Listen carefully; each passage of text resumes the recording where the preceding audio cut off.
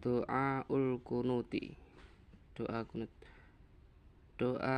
Donga iki diwaca nalika shalat subuh ana ing rakaat kang akhir sawuse maca wacane i'tidal, utawa nalika shalat witir kang akhir ana ing wulan Ramadan sawuse tanggal 15, maksude malem 16. Uga le maca sawuse wacane i'tidal.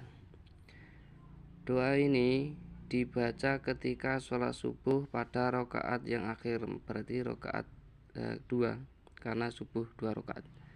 Setelah membaca bacaan i'tidal, artinya setelah sami'allahu liman hamidah, atau ketika sholat witir yang akhir pada bulan Ramadan setelah tanggal 15, artinya malam 16. Ini maksudnya doa